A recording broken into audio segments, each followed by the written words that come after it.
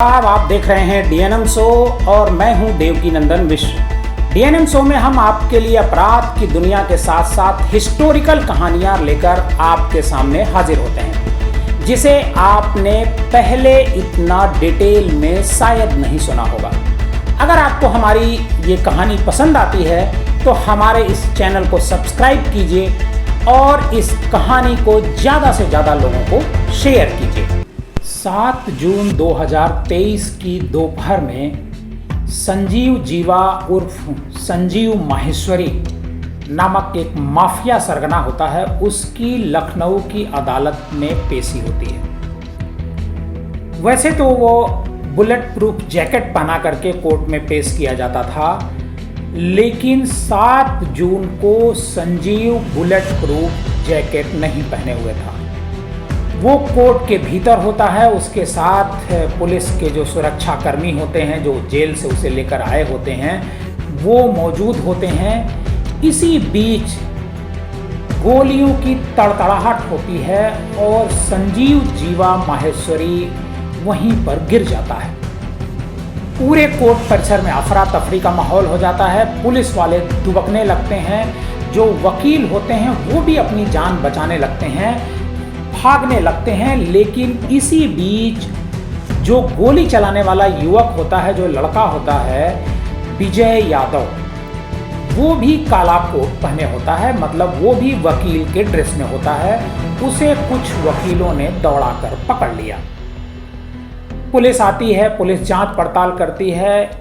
जो संजीव जीवा होता है उसको लेकर के अस्पताल जाती है। संजीव जीवा की मौत हो चुकी होती है।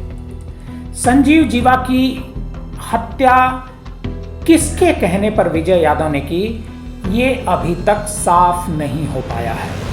लेकिन विजय यादव जो जौनपुर का रहने वाला है वो इस समय पुलिस की गिरफ्त में है। पुलिस ने उसे गिरफ्तार करके जेल भेज दिया है। उससे लंबी पूछताछ की गई, लेकिन पुलिस अभी ये कहानी नहीं बता पाई कि आखिर संजीव माहेश्वरी जीवा की ये हत्या किसके इशारे पर की, किसने उसके हत्या की सुपारी दी। लेकिन आज के जो डीएनएम शो में हम आपको बताएंगे कि संजीव जीवा कैसे एक आम आदमी से, कैसे एक कंपाउंडर से इतना बड़ा कुख्यात अपराधी बन गया कि पश्चिमी उत्तर प्रदेश और उत्तराखंड में उसके नाम की दहशत हुआ करती थी। संजीव पढ़ने में इतना माहिर था कि टीचर भी उसके दिमाग का लोहा मानते थे। वो डॉक्टर बनना चाहता था, लेकिन उसके घर की माली हालत ठीक नहीं थी। इस वजह से वो डॉक्टरी की पढ़ाई में आगे नहीं बढ़ पाया। लेकिन एक डॉक्टर के यहाँ, जो झोला छाप डॉक्टर होता है, उसके दवाखाने में कंपाउंडर बन गया। शामली जिले की जो कोतवाली होती है, उसी कोतवाली का गांव है आदमपुर। यहीं का रहने वाला होता है संजीव माहेश्वरी उर्फ जीवा। संजीव कंपाउंडर था तो दवाएं की पुड़िया बना करके मरीजों को देता था।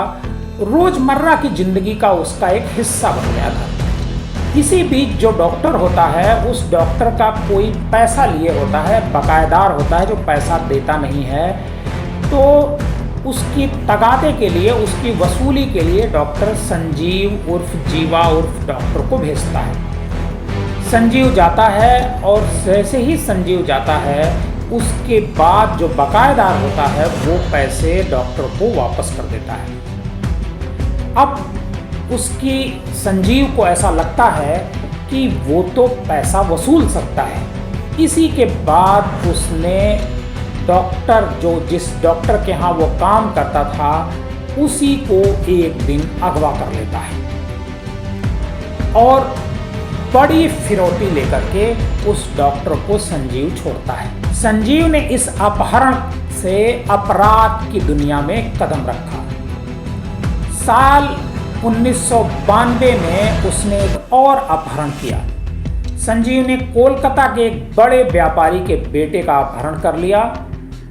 उसने जब खूब फिरौती मांगी इस अपहरण से पूरे उत्तर प्रदेश के साथ साथ कोलकाता में भी जो है हंगामा मच गया। संजीव के नाम की दहशत फैल गई। संजीव ने इस बड़े व्यापारी के बेटे को 2 करोड़ रुपए की फिरौती लेकर के छोड़ा। मुजफ्फरनगर के हाई प्रोफाइल अपराधी रवि प्रकाश तक संजीव का किस्सा उस समय तक पहुंच गया था और उसी समय रवि प्रकाश ने संजीव को अपना शागिर्द बना लिया। पहली बार किसी सातिर डॉन का साथ मिलने पर संजीव का अपराध की दुनिया में ग्राफ बढ़ने लगा। रवि प्रकाश के संपर्क के आने के बाद वो जुर्म की दुनिया के नए नए हथकंडे सीखता गया। अपराध की दुनिया के सभी दांवपेच सीखने के बाद हरिद्वार के नाजिम गैंग के साथ उसका साबका पड़ता है। उसके बाद वो सत्येंद्र बरनाला नाम के एक गैंगस्टर के लिए काम करने लगा। दूसरों के साथ काम करते करते संजीव को एक दिन लगा कि अब वो खुद क्यों ना अपना गैंग बना ले। इसके बाद संजीव ने अपना गैंग बनाया और इस गैंग में उसके साथ रवि प्रकाश, जितेंद्र उर्फ भूरी और रमेश ठाकुर जैसे खूंखार अपराधी जुड़ गए। रवि प्रकाश वही अपराधी था जिसकी गैंग में कभी संजीव जीवा खुद काम किया करता था। 90 के दशक में पूर्वी उत्तर प्रदेश से लेकर पश्चिमी उत्तर प्रदेश तक मुख्तार अंसारी, ब्रजेश सिंह, मुन्ना बजरंगी, बदन सिंह बद्दो और भोला जाट जैसे माफियाओं का दबदबा हुआ करता था। उस वक्त संजीव जीवा अपने छोटे से गैंग को ऑपरेट कर रहा था, लेकिन लोगों का ध्यान उसकी तरफ गया। जीवा का नाम पूरे उत्तर प्रदेश में हो चुका था। इसी बीच जीवा को एक ऐसा काम मिला जिसने पूरे देश में उसका नाम कर दिया। साल था 1997 और तारीख थी 10 फरवरी। बीजेपी के उभरते हुए नेता और विधायक उस समय हुआ करते थे ब्रह्मदत्त द्विवेदी।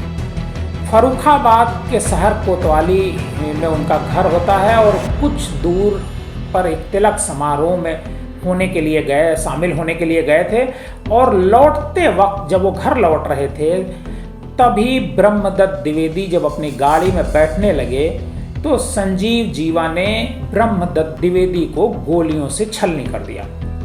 ब्रह्मदत्त द्विवेदी की मौत हो जाती है। संजीव जीवा के साथ इस हमले में रमेश ठाकुर, बलविंदर सिंह ये 2 और अपराधी उसमें शामिल होते हैं। ब्रह्मदत्त द्विवेदी के साथ जो उनका गनर होता है बीके तिवारी, उसकी भी मौत होती है। इस हत्याकांड में समाजवादी पार्टी के विधायक विजय सिंह का नाम आया।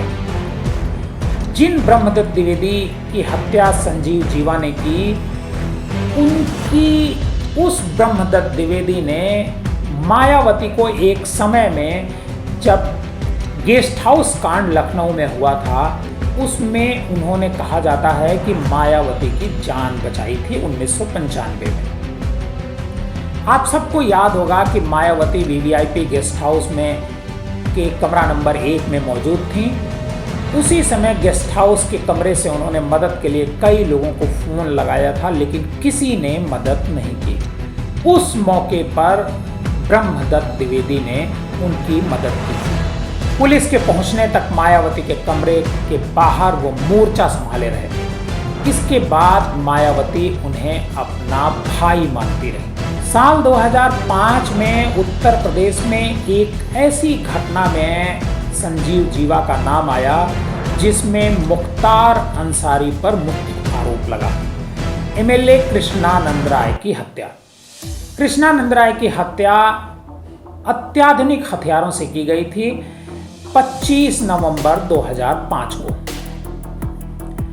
कृष्णानंद राय क्रिकेट टूर्नामेंट का उद्घाटन करके वापस लौट रहे थे, तभी सामने से एक गाड़ी उनके गाड़ी के सामने आकर के रुकती है। गाड़ी से 8 लोग नीचे उतरते हैं और AK-47 से गोलियों की बौछार कर देते हैं। कृष्णानंद राय के शरीर का एक भी ऐसा अंग नहीं बचा था जहां उनके गोली न लगी। कहा जाता है कि कृष्णानंद राय को मारने के लिए 400 राउंड गोलियां चलाई गई। इस हत्याकांड में मुख्तार अंसारी के अलावा मुन्ना बजरंगी और संजीव जीवा का नाम आया। कृष्णानंद राय की हत्या के बाद संजीव जीवा को गिरफ्तार कर लिया गया। यूपी पुलिस को लगता था कि संजीव जीवा गिरफ्तार हो गया है, उसके बाद अब जो है उत्तर प्रदेश में गोलियों की तड़तड़ाहट बंद हो जाएगी। लेकिन जब उसे बाराबंकी जेल में बंद रखा गया था, उसी दौरान संजीव जीवा जेल से बहुत सारे लोगों की सुपारी लिया करता था। संजीव जीवा जेल के भीतर से ही शूटरों से हत्याएं करवाता था। 2013 में संजीव जीवा बाराबंकी के जेल में बंद था और संजीव बैरक में कम और अस्पताल में उस समय ज़्यादा रहता था। एक अखबार ने उस समय एक स्टिंग ऑपरेशन किया था। उस स्टिंग ऑपरेशन में बताया गया था कि संजीव जीवा जिस अस्पताल में एडमिट है और जब उसकी पूरी रिपोर्ट देखी गई उसमें उसको कोई बीमारी नहीं थी, लेकिन जहां पर वो भर्ती था जिस अस्पताल में, वो आलीशान तरीके से रहता था और जेल के भीतर से ही वो रंगदारी वसूली करता था। 2017 में हरिद्वार के कंबल व्यापारी अभिषेक दीक्षित से दुकान जाते समय 3 बदमाशों ने गोली मार करके हत्या कर दी थी। इस हत्याकांड का नाम भी संजीव जीवा से आकर के जुड़ा था। व्यापारी की हत्या करने वाले शूटर की गिरफ्तारी हुई तो पता चला, उसने खुलासा किया कि उसने इस घटना को संजीव जीवा के कहने पर अंजाम दिया। 6 मार्च 2017 की ये घटना थी। इसमें शूटर मुजाहिद उर्फ खान, शूटर शाहरुख उर्फ पठान और विवेक ठाकुर उर्फ बिक्की को गिरफ्तार किया गया था। अभिषेक दीक्षित की मौके पर ही मौत हो गई थी।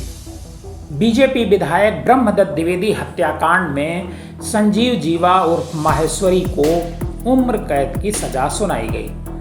संजीव के खिलाफ और कई मुकदमे चल रहे थे, लेकिन वो आजीवन कारावास की सजा काट रहा था। मुन्ना बजरंगी की बागपत में हत्या होने के बाद संजीव जीवा थोड़ा डरने लगा था।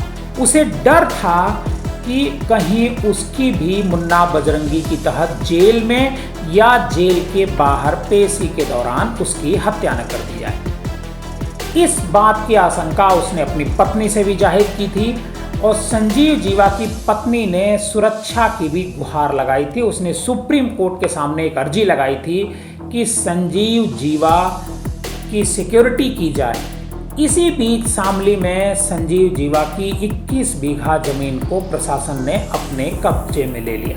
संजीव जीवा की ये कहानी आपको कैसी लगी, हमें कमेंट बॉक्स में जाकर जरूर बताइए।